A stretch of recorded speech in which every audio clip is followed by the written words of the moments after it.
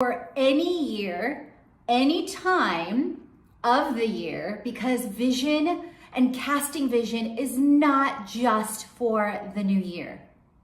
So in the 7-part framework, we are going to be diving into meditations and lessons learned, what we're bringing and leaving into, whether it's the new year, the new month, the new quarter, then words or phrases for the year.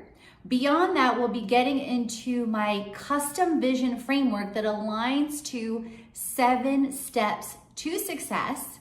And from there, we'll be getting into visualization and vision boards, because New Year's is not the only time to do that.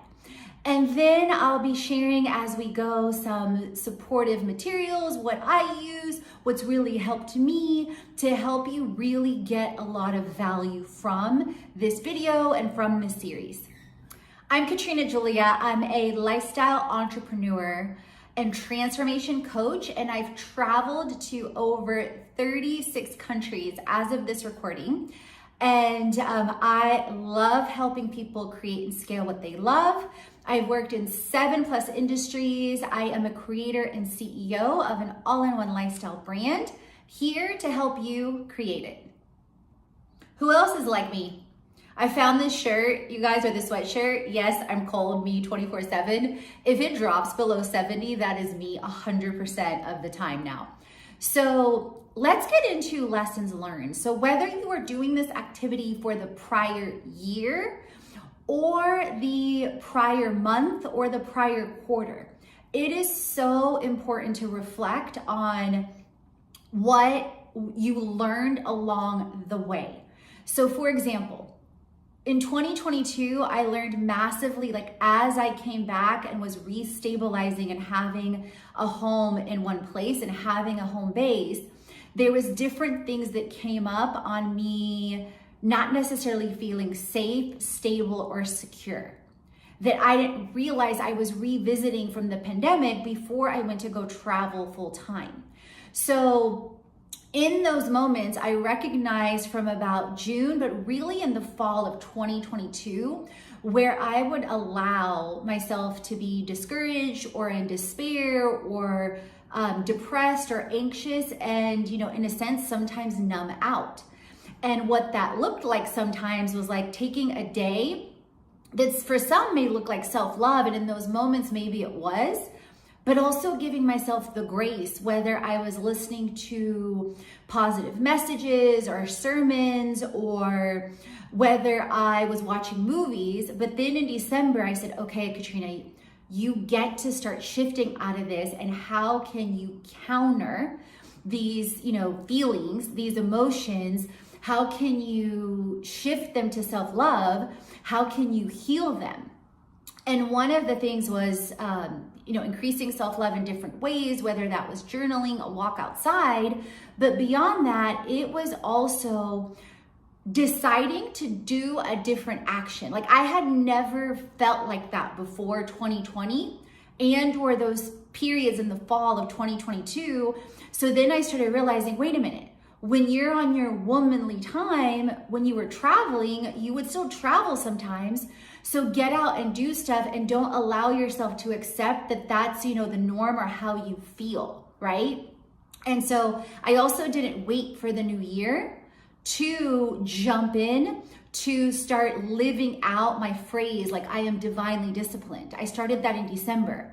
So what are the lessons learned for you in 2022, or again, depending on when you're listening to this, last month, last quarter, last year, last week, and how are you going to shift that, whether that's internally with things like affirmations, prayers, journaling.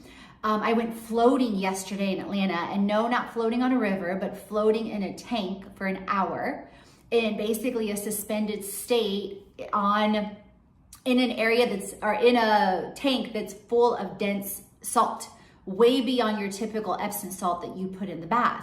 And the level of clarity that I got from that hour of silence, and then the journaling and actions to take after. So what are your lessons learned? Give yourself grace, and then start thinking about how you might shift those as different things come up for you, whatever that looks like for you. There is so much to be grateful for. Like waves of the ocean is the ebb and flow of our lives. Whether it's the breath in our lungs, the ability to speak, the ability to walk,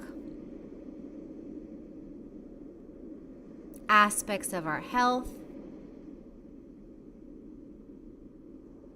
aspects and thinking about the things that we have in our homes, in our suitcases, the family and the friends all around us, the walks that we take, the workouts we enjoy, the food we consume every single day,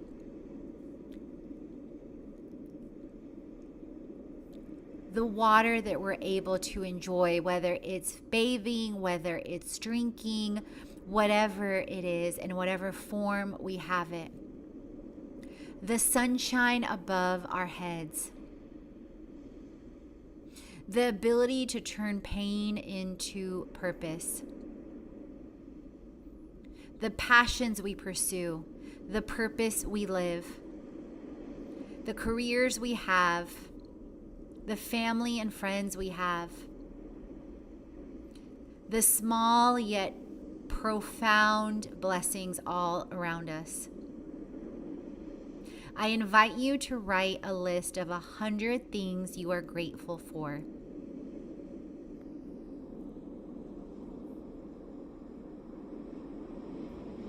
So you've walked through what you're grateful for. Whether it's the last year, whether you decided to do 100 things that you're grateful for, whether it's, last week, last month, whatever the time frame is for you, okay? Now, out of that state, I want you to think about what you're bringing into this next season. Like, out of all the things that you were grateful for, what are you choosing to take in? What are you choosing to keep? What are you choosing to develop and grow? And feel free to hit pause with me. And then I want you to think about the things that did not align and the things that you are choosing to leave, okay? So an example for me would be choosing to, for example, engage, even when it's with close or closer people,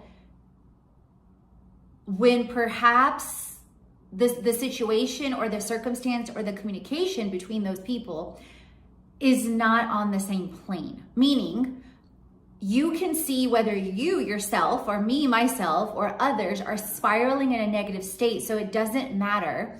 Whatever love you're showering onto them, they're not receiving it. So years ago, I've definitely walked through that where people or situations would try to shower me with love. And I wasn't ready to receive, and I was so in a particular mindset or a particular projection or perception of being or seeing something as negative that I wasn't ready or willing to receive that. And as my awareness or as I grew and evolved, I was able to recognize that and pause or change it and transform it.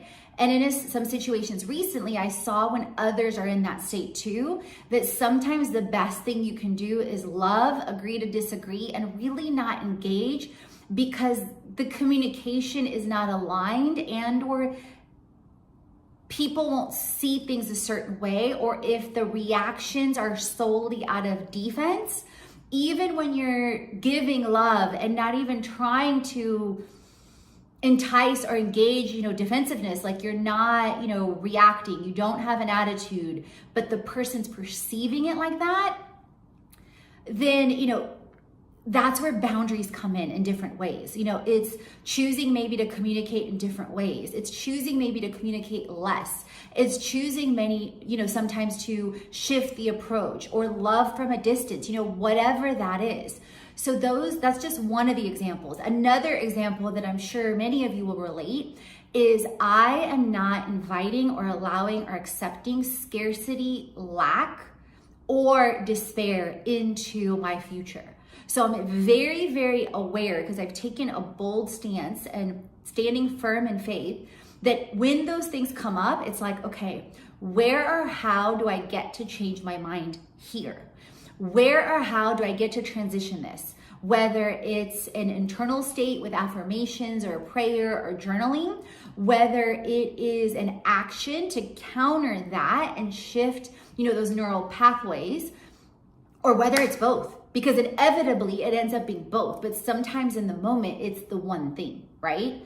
So those are, a couple of examples of what I'm choosing to leave behind me. And I see where I, allowed or invited or accepted those things from my past or from family or culture or the world. And a lot of that, you've already seen or experienced, and I invite you to do this over and over and over, is forgiveness letters to yourself and or to others, love letters to yourself and or to others, and future state love letters to yourself, okay? Because what's gonna happen, like I've recorded my forgiveness letter to myself. I've recorded my love letter to myself, my future state to myself. And oftentimes, as part of my self-love and reframing my mind, I will listen to those, because faith comes by hearing, okay? So, and part of that, it's super powerful to hear things in your own voice.